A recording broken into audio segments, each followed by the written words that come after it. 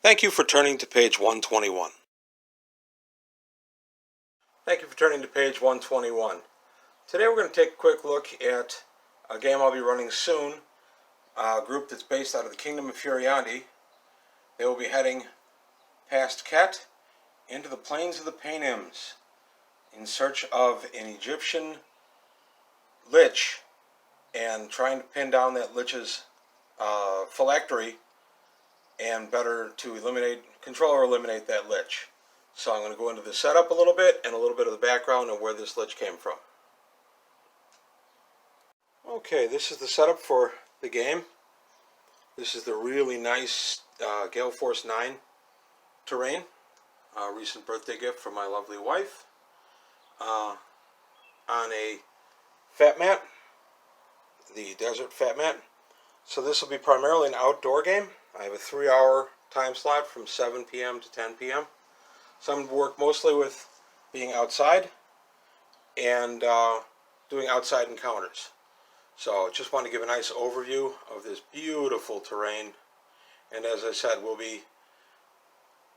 this group is primarily from Furiandi. They'll be headed west to the plains of the Paynims. So a little bit of the encounters we're going to be doing and a little bit of the background where this campaign started and where it's headed. Okay, here's the setup of some of the monsters they'll be encountering. Of course, it won't be all one big slop like this. They'll be going a few at a time. They're going to be dealing with 4 sphinxes. For purposes of this encounter, each of the sphinxes is going to be an androsphinx with evil leanings, and they'll try to talk to the party a little bit, kind of bamboozle them out of magic items if they can, and then resort to combat if they have to. A little bit about the party itself. Average is about 12th level. This campaign's been going off and on for a couple of years now. They've been dealing with this lich. The lich is a magic user, cleric lich, approximately 12-12. I've never told them exactly how much it is. And he has quite a few minions in this area. His phylactery is guarded here. These minions are all charged with protecting him and his phylactery. And to that end, of course, they will fight the party and try to eliminate it. There's going to be 1 or 2 natural hazards as well. Giant scorpion. Unnatural hazard. Looking at you, fire giants. What better place to find fire giants than in the desert? And then one of his elite guardians is a trapped Ifrit. This Ifrit is quite powerful. He's actually 14 dice.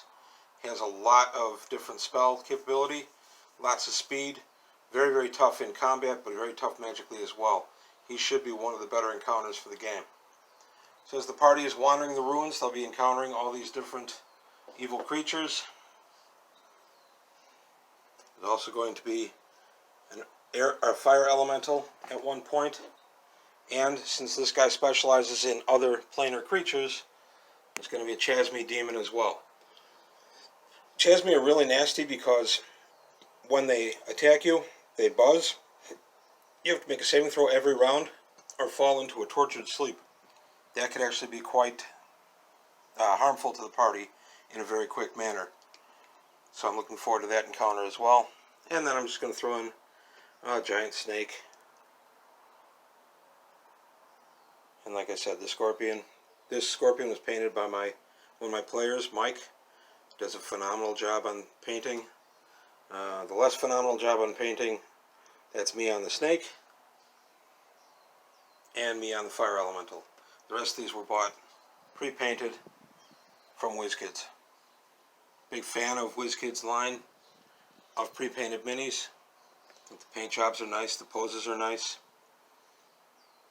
So when they're out here for a bit, there are going to be quite a few outdoor encounters with the items that are the creatures you see here.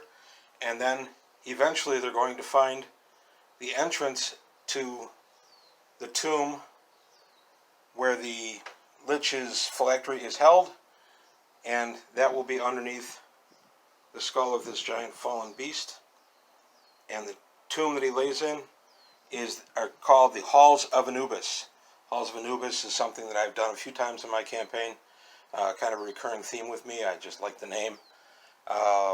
This Halls of Anubis is going to be unique to this encounter. It's not my main Hall of Anubis. I haven't really decided what the backstory is on that. I just kind of like the name. So I'm going to go ahead and take us from the outside and drop us down into the Hall of Anubis. You got to keep in mind, like I said, this is only a 3-hour time slot for this game. So the interior encounter is going to be rather... Okay, here we are inside the Halls of Anubis. This is a set that I made out of Hearst Arts molds a few years ago. Beautifully painted again by one of my players, Mike. You're the best. I appreciate all the hard work on these. Mike painted all the statuary. That little funerary bed there is actually from WizKids, from their Cities of the Dead collection, as are the scales. The mummies that are depicted are from Reaper, part of the Reaper Bones collection. And of course, my main man, Lich. Quite powerful. Some canopic jars, nice pillars, some other statuary, that beautiful Sphinx. This is just a really nice set. Mike did a nice job on it. I think I did a pretty good build on it. And then come around to here. So basically this is an outdoor adventure, as I already stated. There's my outdoor section. Once they get underneath the monster skull, they drop down into the halls. There's only going to be a very short passage that leads to this main chamber. In the main chamber, my Lich buddy. I haven't even named this guy. He's just the Lich. I'm not big on deep names for monsters that aren't going to be recurring. Some of my players like me to. Once in a while I will. Bob and Lloyd seem to be my most common name I just pull out of the air. I haven't even given this guy that name. He's been a main antagonist to this group off and on for about 3 years now. Only in that he's haunted them a little bit, thwarted their plans, all because he, the Lich, had somehow had a prophecy that this would be the group that would one day undo him, capturing his phylactery, causing him to be unmade. So their combat will take place here with the mummies. This should actually be quite a challenge. I have 5 players in this group, average of about 12th level. My highest is 14th, my lowest is 10th, putting 12th right in the middle. I am a little fighter heavy in this group. I have 1 mage, 1 thief, and 3 fighters. No clerics, which is nice, because I don't have to worry about things being turned. And since this is his base of power, I wouldn't allow any of his mummies or he himself to be turned in any case. So this should be a pretty good fight. The Lich will be aiding and abetting his various mummies. The mummies have the mummy rot. This should be quite a tough fight. I would not be surprised if I lay out a player character or 2. They are pretty light on healing. They have 0 resurrection capabilities, so anybody that gets dropped is going to have to be pulled out of the desert and brought back to an area where help can be administered. So looking forward to this fight.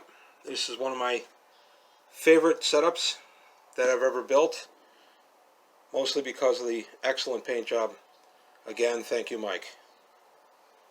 So that's it. That's a quick overview of the game that'll be coming up. I'll actually be running that probably in the next 2 days.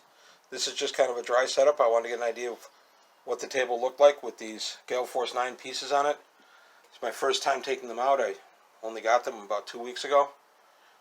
And those beautiful fire giants, those 3 were also a gift from one of my sons.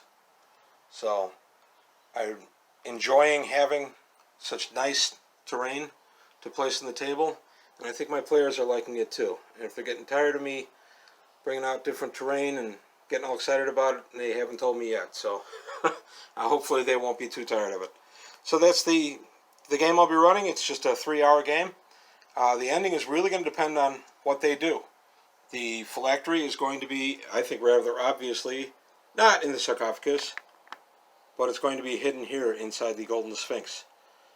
It's really going to be up to them to find it, and once they have the phylactery, the next thrust of this campaign will be destroying the phylactery, but having the Lich try to stop them and regain it, things like that.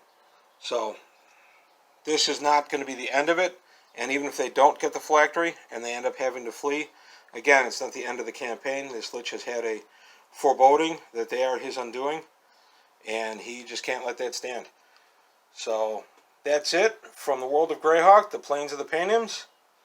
This is page 121, closing the book, and I'll see you next time. Well, that closes the book on another episode of page 121. Please leave your comments below, and if you enjoyed what you saw, go ahead and hit the like button and subscribe to the channel.